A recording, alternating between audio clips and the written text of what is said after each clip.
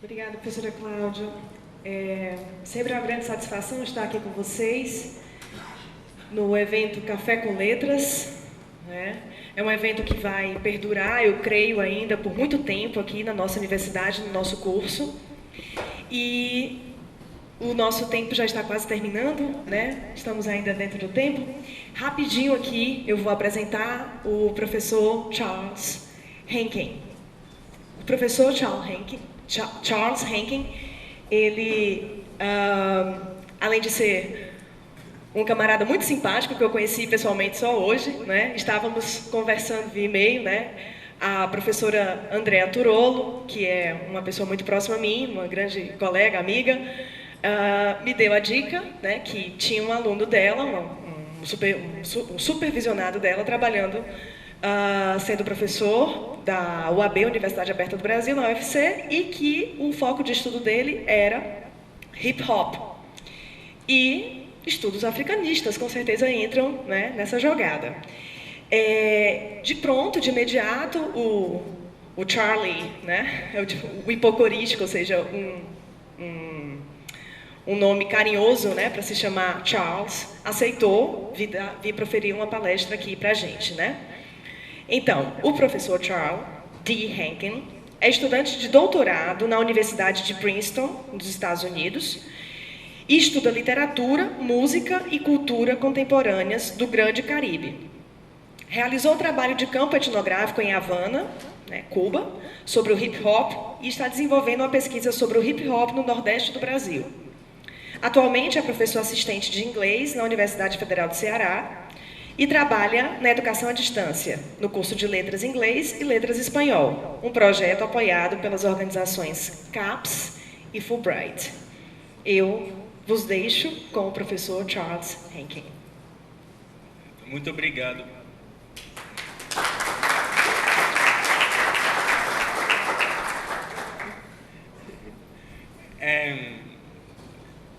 Tá bom se eu fico sentado? Ou preferem que eu fique assim a pé? Pois então, primeiro, comentar-lhes que para mim é um prazer enorme estar aqui. Agradeço muito a sua presença aqui. E daí também comentar que esta é uma pesquisa que eu estou começando, né? Eu já fiz, tipo, o espaço cubano eu já conheço mais ou menos, falta muito por conhecer. E eu estou começando a pesquisar no Brasil, então não é um ponto final, um ponto de chegada, senão um ponto de partida, entenderam? Então isso são ideias e eu quero aproveitar tudo que nós aproveitemos do diálogo, né? Para vocês, com certeza, vão fazer perguntas interessantes que me fazem pensar de outra maneira, etc. Então, agradeço a sua participação também, né? A última coisa que eu queria dizer aqui no começo, o título da palestra de hoje, Hip Hop em Havana, a pedagogia e a poesia do oprimido. No início, eu enviei esta proposta há um mês, e no início eu não sabia ainda quase nada sobre o espaço brasileiro, o hip hop brasileiro. Mas agora estou realizando mais entrevistas, conhecendo mais. Então o Brasil sempre vai estar presente hoje. Mesmo que eu esteja falando sobre Cuba, também estou falando até um certo ponto sobre o Brasil. Então, e o hip hop a gente já sabe que é um movimento internacional, né? Global. Já tem hip hop em quase todo o país. Então, acho interessante pensar nessas ideias em qualquer contexto, em qualquer lugar que tenha hip hop, que vai ser do mundo inteiro, né? Pois esse é o que eu queria dizer no começo. Vou ficar sentado porque vou estar aqui avançando as páginas, essas coisas. Então, hoje, como eu acabei de dizer, vou falar sobre o hip hop em Cuba. Mas, ainda assim, queria começar com uma citação do rap cearense Nego Galo. Alguém do público conhece o grupo Costa a Costa, Nego Galo? Pois é, vale a pena conhecer, são muito bons. Diz assim: imagina um guerreiro. Ele não quer sobreviver, ele quer viver. Ele não quer piedade, ele quer a vitória. Ele quer o vinho depois da batalha. Ele não quer a lágrima de suas mulheres na plateia. Ele tem uma espada. E a arena tem a multidão gritando pela luta. Agora, imagina a arena, o gueto, o tráfico nos becos, as armas e sirenas da polícia, prostituição, violência. Tudo bem próximo aos arranha-céus milionários, pontos turísticos, boates e nightclubs da classe A. Entre o mar e a favela, onde se encontram os extremos do apartheid social, entre a compra e a venda de sexo, drogas e diversão. Imagina que o guerreiro é poeta, o cronista. Ele precisa trabalhar no limite, precisa alcançar a poesia sem perder o realismo da crônica. Ele precisa converter as decepções e injustiças em energia e força para seguir lutando. Precisa transformar o mundo, o negativo em positivo. Então, imagine um marginal como o pote de um rei. O melhor, imagine um rei que foi transformado num escravo, que se transformou num marginal para voltar a se transformar num rei um dia. Imagine a trilha sonora de guerreiros e guerreiras. Um som capaz de tirar eles do poço para voltar a ser o que são, na verdade, reis e rainhas. Esse é o som do Costa a Costa. Então aqui destacam-se algumas ideias quase universais sobre o rap. Por exemplo, o rap visto como poesia. O rap entendido como poeta cronista, que luta contra a desigualdade, a injustiça e a marginalização, aqui o apartheid social, né? Que o rap procura relatar a realidade da vida cotidiana e dessa maneira transformá-la, né? Relatar e transformar. Eu gosto de tratar o rap como literatura engajada, uma poesia urbana com índole didática que busca criar um espaço de diálogo, de comunidade, de luta contra o poder. É como eu já disse, mesmo que o contexto cubano seja bem diferente do brasileiro, o rap em Cuba também tem essa função. Vocês estão ouvindo bem? Está tudo certo aí? Beleza. Então, esta apresentação constará de 3 partes. Primeiro, vou propor uma teorização marxista pós-colonialista da cultura hip-hop, baseada nas ideias de Paulo Freire sobre a pedagogia do oprimido, em várias entrevistas etnográficas que eu realizo em Cuba e no Brasil. Então, essa parte vai ser bem sintética, meio pesada, teórica, né? Mas acho interessante. Então, peço a sua paciência, né? Já na segunda parte, falarei do contexto cubano e a praxis dessa cultura revolucionária. E por último, vou refletir sobre o hip hop no Nordeste do Brasil. Apesar do contexto diferente, creio produtivo pôr à prova o presente marco teórico, também no hip hop brasileiro. Tá certo? E vou tentar mais ou menos fazer isso nos próximos 30 minutos. Então, o hip hop é um movimento cultural, como você deve saber, que surge nos bairros periféricos de Nova York, no início dos anos 70. Então, surge nos Estados Unidos justamente, né? Um povo, principalmente afro-americano, mas também caribenho, expressa suas frustrações com uma sociedade industrializada que havia o marginalizado. E daí também, o bairro justamente em Nova York se chama South Bronx. É uma favela, basicamente, né? Uma comunidade marginalizada em Nova York. Obrigado. Então, como vocês devem também saber, a cultura tem... Agora a gente tem que falar um pouco sobre o que é o hip hop, o que é o rap, né? Então, o hip hop é uma cultura, é uma cultura que reúne 4 coisas, né? Alguém sabe, antes de eu voltar, o que o hip hop reúne, por exemplo? Grafite, beleza, isso é uma coisa, grafite. DJ também, eu acho. B-boy, beleza. E então, exatamente, grafite que é a arte plástica, né? É de pintura. Dança, breakdance, que é do b-boy, né? Que é aquela dança que vocês com certeza já conhecem. A música feita por um DJ, né? E essa é uma música bem particular que toma fragmentos de músicas já existentes para fazer tipo um background, uma música nova disso, né? E também tem a parte cantada, que é a poesia, né? A letra do MC, do rap, tá certo? E como eu disse, o foco do presente trabalho, o foco da minha pesquisa é o rap. É o rap visto como poesia urbana. Mas eu proponho que toda a cultura de hip hop constitui uma pedagogia do oprimido, como eu vou explicar, acho que aplica para todos os elementos dessa cultura. E tem, por exemplo, no campo da história da arte, por exemplo, tem arte contemporânea, né? Tem uma galera que está estudando o grafite, por exemplo.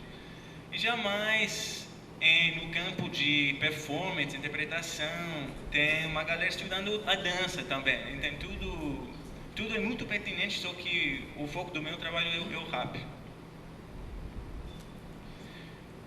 Então, Paulo Freire. Os brasileiros vão conhecer com certeza, e os outros talvez não, mas o Paulo Freire escreve um livro muito importante no ano 1968, que se chama Pedagogia do Oprimido. E curiosamente o livro foi censurado no Brasil até 1974. Nesse livro, o pensador pernambucano, que é o Paulo Freire, ensaia uma pedagogia revolucionária que procura educar o marginalizado, apagando a contradição opressor-oprimido. Essas são as suas palavras, a contradição opressor-oprimido. Em Freire, essa contradição opressor-oprimido não refere-se somente à relação mestre-escravo de Hegel, que já a gente conhece, mas também à operação hegemônica do poder. Tá certo? O que a gente pode chamar a hegemonia cultural. Isso graças ao Antônio Gramsci, se alguém está anotando aí. Mas também é o poder que faz essa relação opressor-oprimido. Freire, então, propõe uma conscientização. O Freire é uma das primeiras pessoas que usa essa palavra, conscientização, do oprimido, que o levaria a reconhecer suas condições de vida e lutar contra a violência dos opressores. Ou seja, esta pedagogia provoca e procura uma libertação forjada no que o Freire chama a vocação ontológica do homem de ser mais. Estão vendo aí? A vocação ontológica do homem de ser mais. É dizer, de melhorar suas condições de vida. Porém, o oprimido encontra-se numa situação limite na qual ele não acredita na possibilidade da sua libertação, tá? Então, a pedagogia de Freire propõe uma saída desse impasse ideológico, tá? Então, o poder hegemônico faz que o próprio oprimido não pense que ele é capaz de sair dessa contradição opressor-oprimido. E a pedagogia do Freire busca apagar essa contradição. Nesse sentido, a filosofia de Freire encaixa bem no projeto revolucionário marxista. Mais ainda, a revolução pedagógica de Freire baseia-se numa praxis que, segundo ele, é a reflexão e a ação dos homens sobre o mundo para transformá-lo. tá? E essa dialética reflexão-ação manifesta-se no mundo material na pronúncia do mundo. É dizer, para Freire, pronunciar o mundo é mudado. E olha que interessante, né? Pronunciar o mundo é mudado. É isso exatamente o que procura fazer o rap, né? É pronunciar o mundo. Efetivamente, como me explicou um rap cearense, o rap, as letras do rap não só devem mostrar a realidade, senão também devem procurar entendê-la, propor uma solução, uma saída, né? E justamente nessa tomada de consciência que a pronúncia do mundo torna-se uma atividade revolucionária. E nesse sentido eu concebo do MC, ou do rap, como intelectual orgânico. Novamente o tema vem de Gramsci. É dizer, o rap vem não da classe, da inteligência, é dizer, da academia, senão das próprias massas, né, da rua, mas chega a liderá-las, né, chega a propor soluções, a falar, né. Além da base marxista em Freire, ele enfatiza 2 pontos ao longo do livro que distinguem sua filosofia pedagógica. Primeiro,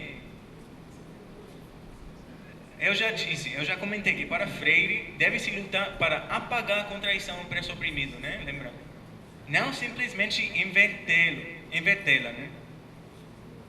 E segundo, eu já vou falar disso.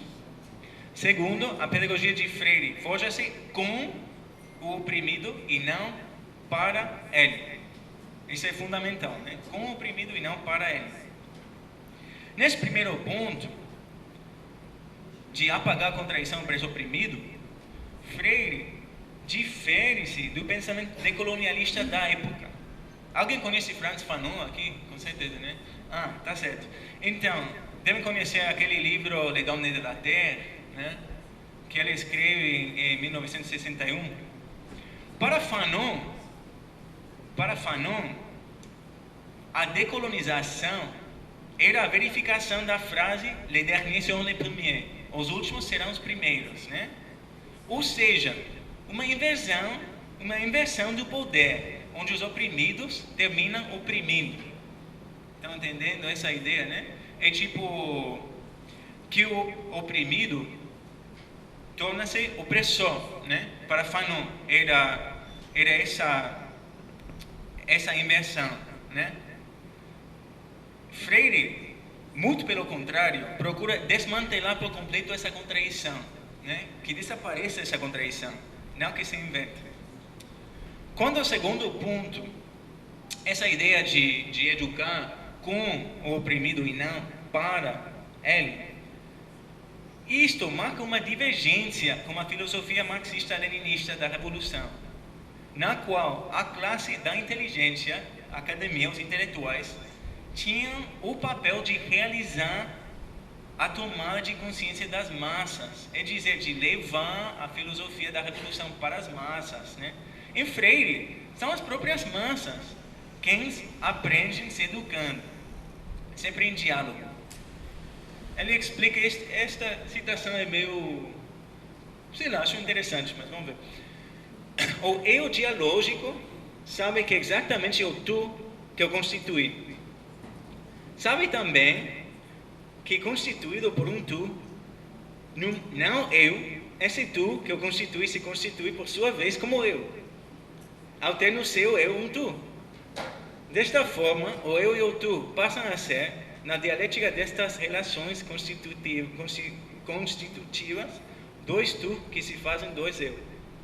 Tá? Entende essa ideia? É muito... Sei, o que ele está dizendo aí, né? Basicamente que o eu se constitui vis-à-vis o só na presença do tu, né? Esse tu está fazendo a mesma coisa, né? É também um eu que está se constituindo na frente a o eu, né? Então daí aparecem 2 pessoas e não uma só, né? Tá, pois é. pode pensar mais nessa citação. Mas a ideia aqui pertinente para a gente é que não deveria ter nenhuma assimetria de poder entre educador e educando, né? Não é que o professor leve o saber para o educando, nem nada disso, né? O Freire propõe um aprendizado mútuo, voltado sempre à liberdade. Para ele não tem libertação que não se faça em comunhão. Aqui tem uma citação mais dele. A comunhão provoca a colaboração, que leva liderança em massas àquela fusão a que se refere o grande líder recentemente desaparecido. Fusão que só existe se a ação evolucionária é realmente humana. Por isto, simpática, amorosa, comunicante, humilde, para ser libertadora. Nesse sentido, eu vou chamar a pedagogia de Freire uma revolução carinhosa. Ele busca transformar o mundo, permutando violência por amor. O rap também, além da violência relatada nas letras, porque o rap muitas vezes é violento, faz ou procura fazer essa permutação de violência por amor. Essa revolução carinhosa. É só um detalhe mais teórico, já a gente vai entrar nas músicas, etc., no material. Mas antes de abordar já o rap, queria brevemente fazer o vínculo entre Freire e o pensamento atual decolonialista, que vai falar justamente sobre o oprimido vis-à-vis a chamada globalização. Tá? E eu acho que a pedagogia do oprimido de Freire constitui um gesto proto-decolonial, o até já decolonial, que já não é a decolonização de Fanon, essa inversão de poder, né? Já é outra coisa, é mais afim aquele termo, a colonialidade. Alguém ouviu falar? Colonialidade? É interessante, né? Pesquisem, colonialidade, é interessante. Aqui temos dois termos, colonialidade do poder, de Aníbal Quijano, e colonialidade do saber, de Walter Mignolo. E a ideia aqui, a colonialidade é o traço do colonialismo nas assimetrias atuais no poder e na epistemologia. É dizer, como o colonialismo continua se manifestando, apesar de já não existir como colonialismo, né? E a pedagogia de Freire, a pedagogia do oprimido, busca decolonizar a mente, justamente, tanto do opressor quanto do oprimido, para acabar com esta contradição. É isto justamente que o rap também procura fazer. E agora, obrigado pela paciência, agora vamos já falar sobre Cuba e o rap, etc. Mas espero que esses comentários tenham ajudado, já vamos ver depois. Tá. A história do rap em Cuba. Ela começa nos anos 80, na periferia de Havana, no município de Alamar. Lá, os jovens começam a escutar músicas norte-americanas nas emissões de rádio que chegam da Florida, não, estado dos Estados Unidos, graças à sua proximidade geográfica. Da Florida para Cuba são como 50 quilômetros, é muito perto. Mas o movimento de hip hop em Cuba realmente começa no início da década dos 90. O que acontece na década dos 90 no mundo? O que está acontecendo? Justamente, né? Então, a União Soviética colapsa, né? Em 91. E daí inaugura-se em Cuba o chamado período especial. Alguém ouviu falar? Período especial? Não? Pois é, basicamente Cuba entra num período de crise extrema, né? Como o colapso da União Soviética. Porque Cuba tinha os investimentos e as exportações, tudo na União Soviética, né? Por causa do bloqueio norte-americano. Então, Cuba entra em crise nessa época, tá? é lá na periferia de Havana, no início dos 90. Um povo marginalizado responde a condições parecidas àquelas daquele bairro nova-iorquino do South Bronx, né? Nova York, dos anos 70. Nesse sentido, o hip hop surge em Cuba de maneira orgânica e bem parecida do seu surgimento nos Estados Unidos, né? E acho que no Brasil também, né? No Brasil também surge organicamente como protesto, né, dos marginalizados. Em Cuba, no município de Alamar, em Havana do Leste, forja-se uma contracultura forte, muito forte. E o rap cresce com ela, seguindo o rock. Daí o rap vem a criticar o governo cubano e o trajeto da revolução nos anos 90. Adquire uma índole fortemente contestatária. E também sempre underground, né? Underground, que uma palavra inglesa, né? Do inglês, né? Underground. Mas é tipo clandestino, né? Underground. Daí o rap em Cuba foi crescendo, quase sempre na periferia, quase sempre no underground.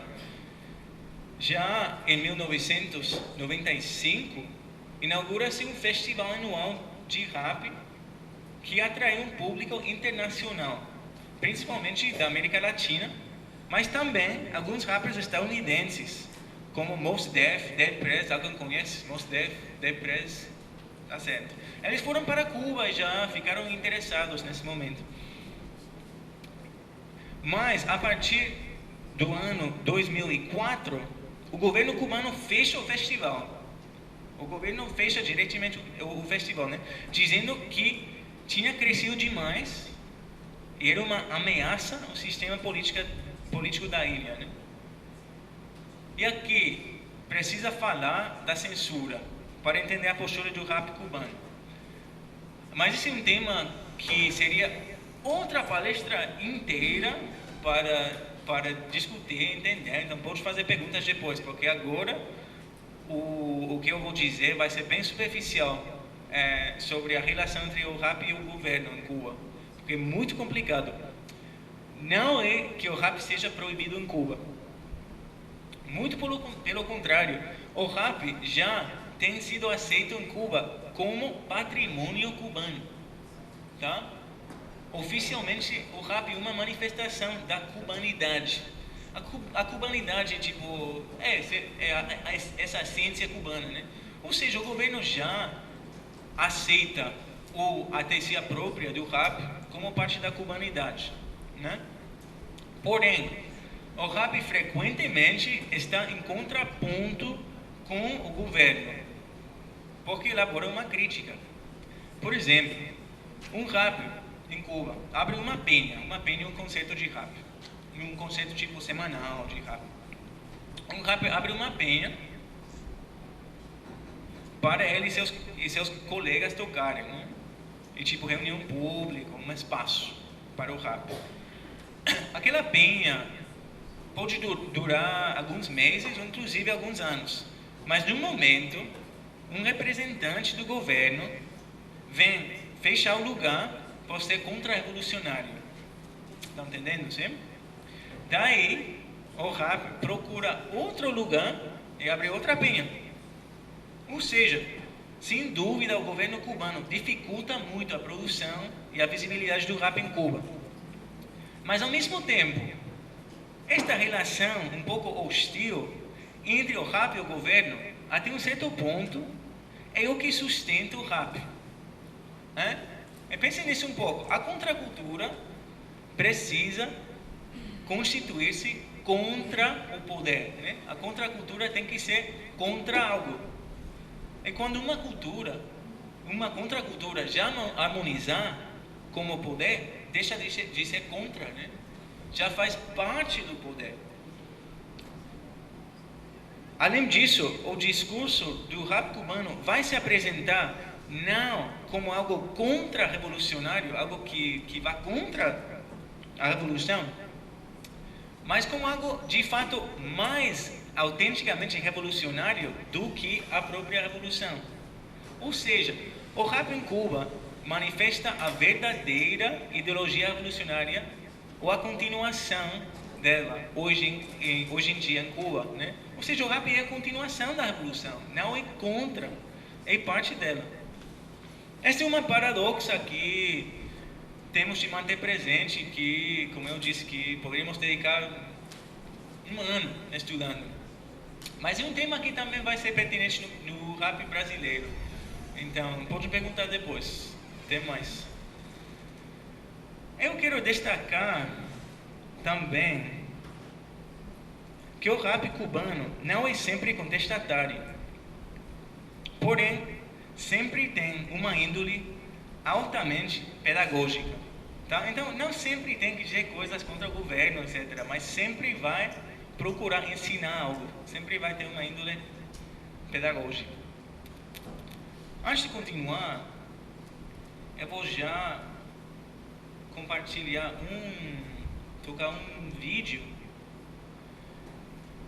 do rap cubano cedo, para vocês verem um pouco a paisagem do rap em Cuba, a paisagem de Havana, etc.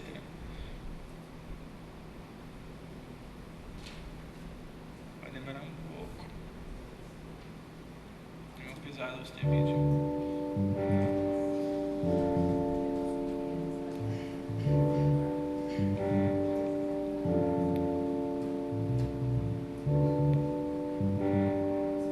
Real 70 Producciones, poco bonito, feito, feito. No, no voy a permitir que se hagan los pillos. Una pila de bombos que conozco, no le han sacado la mano un 5-5 y no tomó cerveza de los kioscos. No han ido a la piragua con el toco. Te hablo del año 95, chamaco yo y Reynor y vamos solo a bajarnos con la gente a comino. Ayer mi joven intervino, llevándome a los divinos, haciéndome mejor vecino. No me firmes de cochino, que me la llevo en el aire. Recuerda, soy de la calle, ve con money aceptado, ve pasmao, más mirado, ve papeles super mecaniqueado, ve la libertad y también del encerrado. No te apresures, pasmao, date sentado que te tumbo el catao, descolgado, es que tú... Este é um amigo haitiano. Gostaram? Se pode ver aí atrás, esses prédios, esse é o bairro, o município de Alamã, onde o rap começa em Cuba. Tá? Esses prédios foram feitos pela própria União Soviética em Cuba. Né? Então, essa é tipo a origem do rap em Cuba. Algum comentário sobre a música, a paisagem, o estilo? Gostaram? O que acharam? O que acharam? Não que seja a melhor música, só que... Eu percebi naquele momento que ele faz muitos movimentos assim. Tem uma série de gestos, né, que são já próprios do rap, né? Tipo, esse é o mais típico, né? No concerto, etc. Mais uma coisa? Mas tem alguma função de reforço da mensagem? Não sei, o que acham vocês? Por que se faz isso no rap?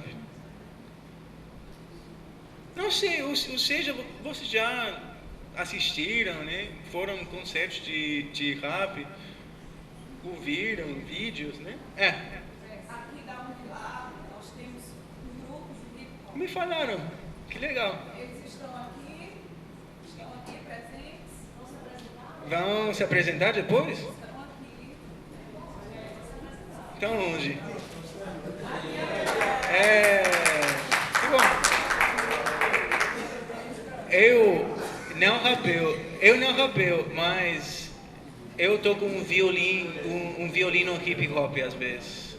Mas eu não rapeo, eu não consigo. Que ótimo. Pois é, então vocês falem para a gente da função desse gesto, né? Porque num concerto, né, tanto o cantor quanto o público está fazendo isso, né? É tipo uma... A questão, como o professor transmitiu sobre a questão do espaço, eu não percebi bem a música, mas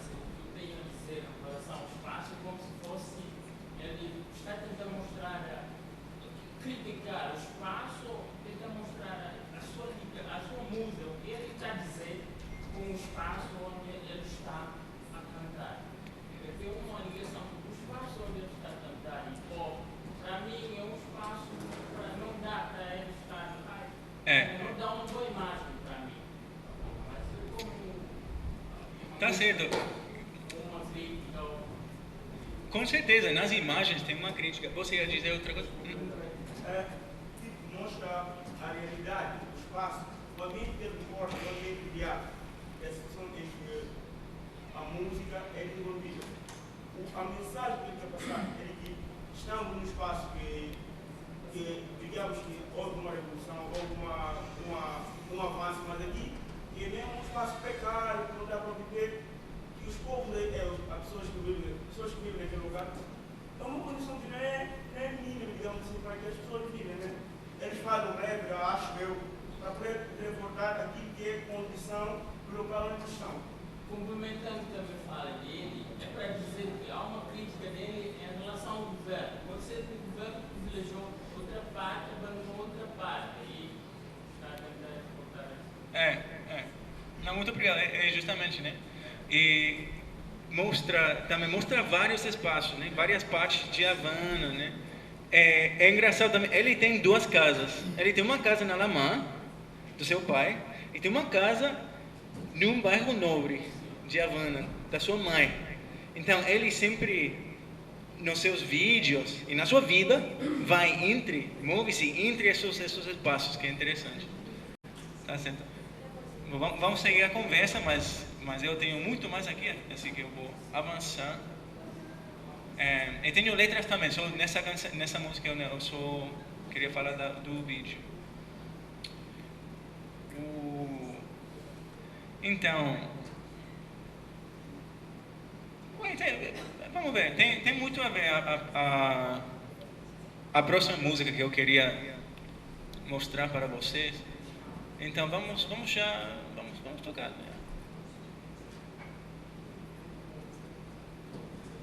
Son millonarios, subterráneo diario de barrios y escenarios sumarios de necesarios comentarios y no... Deixa eu... Aqui. Este é um grupo que se chama Los Aldeanos. Tá? Los Aldeanos são o grupo mais contestatário, mais forte, digamos, do rap cubano. E agora está morando na Florida, infelizmente. Foram embora. Mas vamos escutar esta música, já falar dela, né? Então, aqui. El periodista, né? O jornalista, tá? Fala em espanhol, mais ou menos? Vamos conseguir, já falamos. Son millonarios, subterráneo diario de barrios y escenarios sumarios de necesarios comentarios sin horarios. Existe un país donde se muestra un matiz que nunca ves y lo que dura una semana llega una vez al mes. Esta sed de respuesta aumenta el flujo de porqués. Es el resultado de una encuesta puesta a la paciencia. Penitencia de un pueblo que lucha, escucha, calla y piensa en sobrevivir sin temor a prescindir de vergüenza. Es la prensa de la conciencia que no mintió, habló lo que vio, no censuró, nunca cayó. El que mandó a parar, el que se cansó, el censurado que de nuevo vedado reportó. Periódicos son letras, letras no son periódicos. Diagnóstico recetado por un MC, un médico. Incrédulos, aquellos que no siguieron la pista. Este cronista realista, el periodista, el liricista, mencionado, no publicado. La voz del barrio, Santa María, nuevo vedado. El mal mirado es lo único que sabe hacer. Es publicar verdades, no memorias del ayer. 26 musas. Hip Hop Revolución. A vantagem do português é que o espanhol já entende. Então, o que acharam? Gostaram? Aqui, para mim, o que está acontecendo é que o rap é retratado como imprensa livre, uma fonte de informação alternativa à mídia que relata a realidade, né? Então, observem que até a aparição das palavras justamente cronista e realista, que lembramos daquele fragmento de Costa a Costa, né? Do grupo cearense, do começo de hoje, né? Cronista e realista. Também destacam-se as palavras liricista, pública e la voz del barrio, né? A voz do bairro. O rapper fala do bairro para o bairro, publicando em forma cantada e lírica as realidades que está vivendo, justamente como vocês como vocês disseram, né? O ato de escrever é disseminar uma consciência sobre como o poder hegemônico constitui uma contradição opressor-oprimido, né? Estou pensando em Paulo Freire, implica uma pronúncia do mundo e propõe uma saída da situação limite dos marginalizados, né? Então, é mostrar a realidade e procurar mudá-la. Os raps cubanos vão também refletir sobre como transformar esta reflexão, esta pronúncia, em ação. Em efeito, é esta dialética que compõe a praxis revolucionária de Freire, né? Que era ação, reflexão, ação, reflexão, ação. Tá? Agora vamos passar para outra música.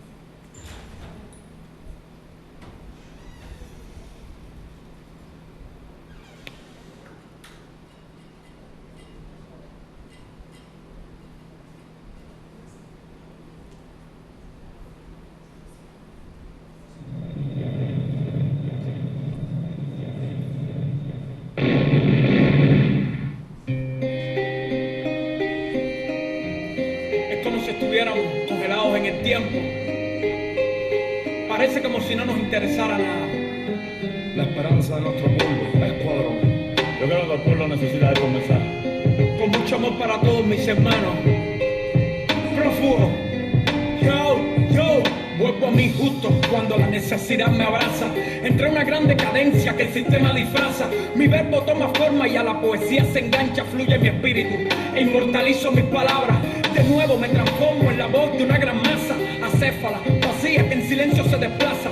Se cansaron de llorar y ahora les sangra el alma, mientras se pregunta quién controla su esperanza. Y se retuercen porque les duele, la herida sangra y creen que mueren. Quieren gritar su dolor, pero no pueden porque el terror impuesto le arranca lo poco que tienen. ¿Y qué justicia si eso no se logra ver? ¿Por qué reprimen al que libre quiera ser? Desde su despacho la realidad no la pueden oler. La tristeza de este país no la van a comprender. Como no comprende mi gente cómo solucionar. Trabajas un año entero y no te puedes liberar. Entregas todo y a cambio nada, esclavitud total. Así te controlan, yo le llamo conspiración letal. El mensaje se funde con los segundos, crece mi fe. Inventan leyes abusivas, te tienen a su merced. Nuestras opiniones no se escuchan, olvidando que las revoluciones son para el pueblo, no para el que está en el poder. Y la decadencia estremece la conciencia y las mentes no despiertan y todo lo aceptan. La gente no cree y no ve, arrastrados por la inercia. Prefieren soportarlo todo antes de romper las cuerdas. Decadencia, cuánta destrucción, cuánta frustración, cuánta... Gostaram? Ela é muito bom, Esquadrão Patriota. Alguém percebeu o título da música? Decadência, né? Decadência. Então, eu vou rapidinho colocar a letra aqui, um fragmento da letra. E nesta música, o Esquadrão, que é o rap, está falando de uma consciência reprimida e restringida, né? Então, pelo governo, mas também mais geralmente do poder, né? Pelo poder. Suas palavras marcam uma chamada à ação, uma tomada de consciência para devolver a revolução ao povo. Paradoxalmente, a praxis da revolução dos que estão no poder oprime o povo ao censurá-lo. Esquadrão conta que as revoluções são para o povo, ou seja, que o discurso do rap não é contra-revolucionário, senão que expressa a verdadeira ideologia da revolução. E aqui a citação mais chamativa, direita, é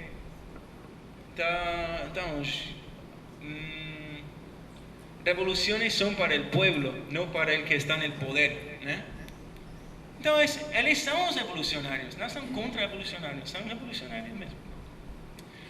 É o primeiro passo nesta nova revolução, esta continuação da revolução, acontece no nível ideológico, é reconhecer a situação limite, que mencionou Freire, e despertar a consciência do povo. Daí, o segundo passo seria tomar ação para romper as cuerdas, do poder hegemônico para apagar com traição o preço oprimido, né? É importante destacar que Esquadrão não propõe uma revolução violenta. E de fato, na próxima estrofe que eu não toquei, diz o seguinte: tu mensaje de paz lo transforman en belicista. Nunca hablé de ponerle una bomba al ministro de Justicia. Belicista, né? De guerra, né? Então é pacifista. Esta é uma revolução pacifista. Não, o rap não é violento, né? Por muito que o conteúdo seja violento, o movimento não é. É um espaço pacifista, tá? Então, como Freire, Esquadrão está falando de uma revolução carinhosa, de uma resistência pacifista, na qual o hip hop serve como ferramenta de educação e de união. E lembremos que para Freire a pedagogia baseia-se na comunhão e no diálogo. Por muito que o rap cubano seja revolucionário, às vezes contestatário, não precisa ser. Porém, ele sempre cria um espaço de comunhão e aprendizado mútuo entre intérprete e público. E um rapper cubano me explicou, e eu acho muito interessante isto, me explicou que, ao contrário de outros gêneros musicais, onde encontra-se uma divisão muito forte, marcada entre o intérprete e o público. Você vai num concerto, você vê o intérprete, mas não tem interação nenhuma entre o intérprete e o público, né? Mas no rap, o intérprete sempre forma parte do público. Ele monta o palco para cantar algumas músicas e logo volta ao público, né? Da mesma maneira, o público sempre dialoga com o intérprete, avaliando sua mensagem. Um concerto de rap leva uma experiência compartilhada, sem nenhuma assimetria de poder entre músico e público. Mais ainda, a comunhão do rap ultrapassa os limites do bairro, inclusive do espaço. Ser rap é pertencer a um movimento de libertação internacional. Um rap cearense, por exemplo, me comentou que o rap também funciona como terapia, uma terapia grupal, né? E coincidentemente, a seguinte música que eu queria mostrar para vocês é do grupo Real 70 Cru. Vem de um álbum, como vocês podem ver aí, terapia de grupo, né? Terapia de grupo. E a canção chama-se Por Ser Rapero. Explica a marginalização e a comunhão forjadas no rap. Vamos escutar ele. Tenido que regresar. Mis escenarios, también los barrios, conocí varios, me inspira a diario ser más sincero, ser un guerrero en cualquier lugar, en cualquier parte, por ser rapero tantas cosas que contarte, tener la suerte de ver MCs de otro país, mostrar las calles y hablarte del cielo gris, como lo veo, entender que la vida me ha dado grandes trofeos, cumplir deseos, liberar reos con un rapeo, luchar a diario por el motivo en que creo, la caja y... Eu só coloquei um pequeno texto aqui.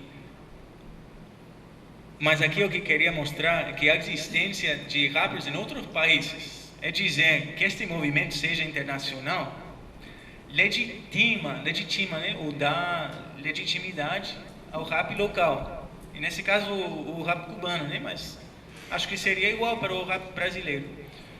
O mesmo pode, exatamente, né, o mesmo pode dizer-se sobre o rap de qualquer lugar. A pertença a um movimento internacional serve como legitimação, essa é uma palavra difícil, né? Mesmo que as realidades locais sejam diferentes, o conteúdo gira sempre em torno da luta pela liberdade dos oprimidos. O rap não só unifica o bairro e permite diálogo entre os bairros, mas une todos marginalizados numa causa comum. E agora, hoje em dia, a tecnologia está ajudando muito nesse processo, né? Que você pode colocar uma música na internet para alguém de outro país, bem longe, escutar e dialogar, né? Então, esse diálogo já ultrapassa o espaço.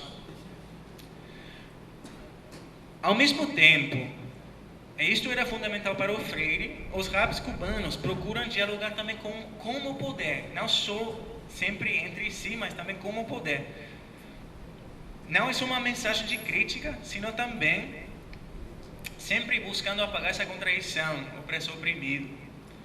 Em 2009, por exemplo, um grupo dos melhores raps de Havana, chamado Tribu Mocoya, exige o diálogo, não somente entre as massas, mas entre o opressor e o oprimido, justamente. E a seguinte canção,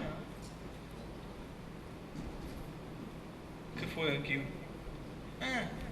Eu tinha preparado isso, que era o que eu estava falando, né? Relação entre público. Enfim. A seguinte canção chama-se Háblame, né? Me fale. O refrão vai dizer assim: Háblame, háblame, háblame. Dime por que sucederam estas coisas, né? Me fale por que aconteceram essas coisas, né? Também é bem forte. Não gostou. Habla de tu miedo, que habla del valor que disimula. Habla más de Cuba, que hay miseria y que la vida es dura. Habla de las puras, las que suben, cavan las prisiones, porque la injusticia machacó la piel de sus varones y sus corazones. Habla con sinceridad, cojones, para no tener que escribir tan dolorosas canciones.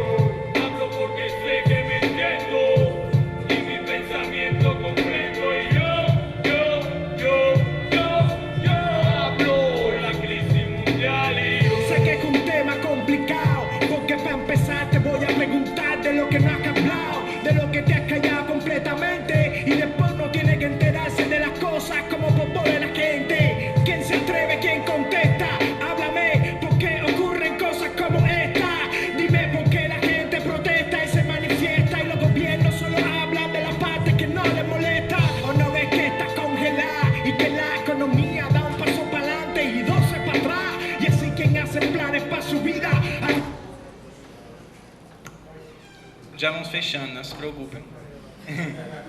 Mas pode entender esta canção, né? Uma chamada ao diálogo, né? Claramente, uma chamada ao diálogo, né?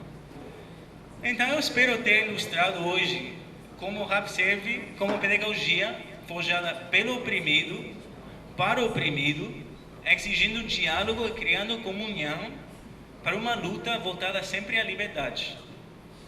E acho que o hip hop é uma ferramenta pedagógica muito poderosa que deve ser aproveitada mais. Já estão se abrindo algumas escolas de rap, projetos comunitários, mas no geral o hip hop ainda precisa ser legitimado pela academia. E pela gente também, né? Mesmo que não fale sempre numa linguagem acadêmica, o rap luta contra a hegemonia e tem o poder de levantar e conscientizar o povo.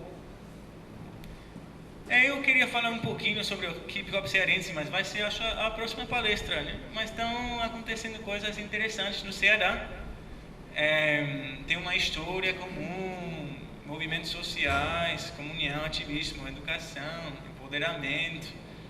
Tem a CUFA, que é a Central Única das Favelas, cujo presidente é cearense, né? O Preto Zezé. Tem Nós por Nós, né? Então acontecendo coisas lindas no Ceará, no ambiente do rap. Isso não é tão importante. Eu queria fechar com um fragmento de uma entrevista com um rap que devem conhecer, que é o Criolo, né? De São Paulo, brasileiro, bem conhecido o Criolo, né? Filho de cearenses, justamente, né? E é interessante mencionar que teve um concerto em Fortaleza, o 31 de maio, né? Cantando a música de Tim Maia, e viu o Criolo, que é um rapper, para cantar a música de Tim Maia, né? Então isso ilustra a visibilidade do rap já no Brasil. Com a Ivete Sangalo. Com a Ivete Sangalo, justamente. Ela que é já uma cantora mais desse estilo de música. Mas então vamos só um minuto do Criolo e já fechamos.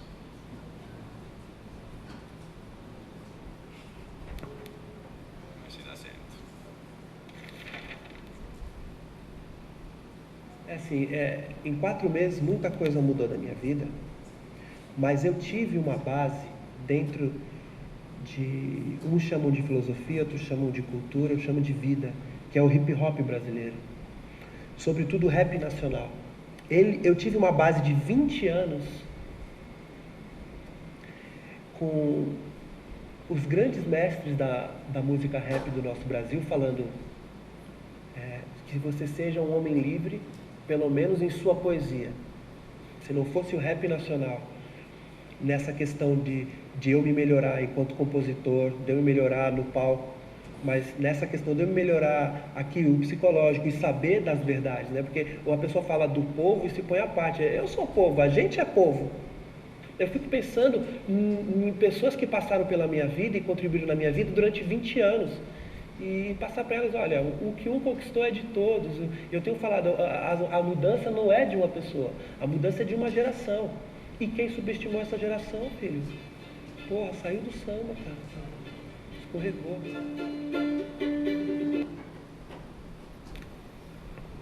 Pois é, só isso.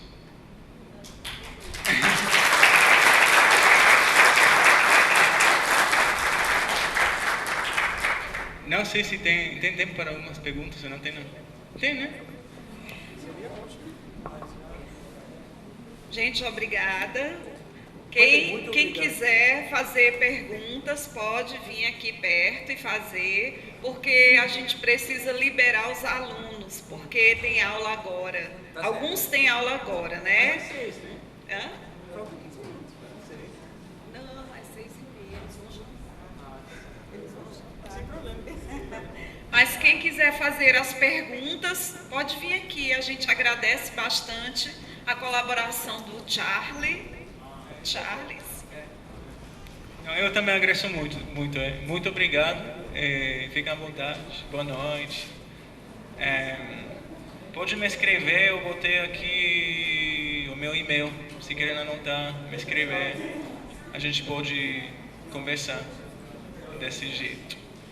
Muito obrigado.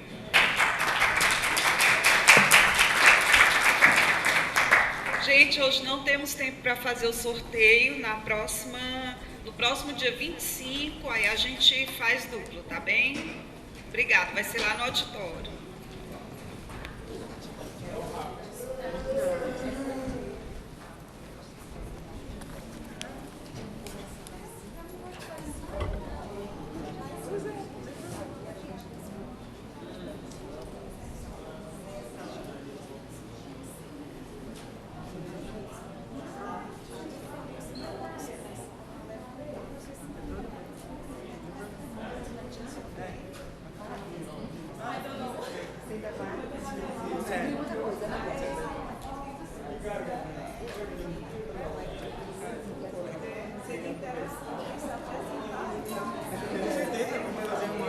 Posso parar aquele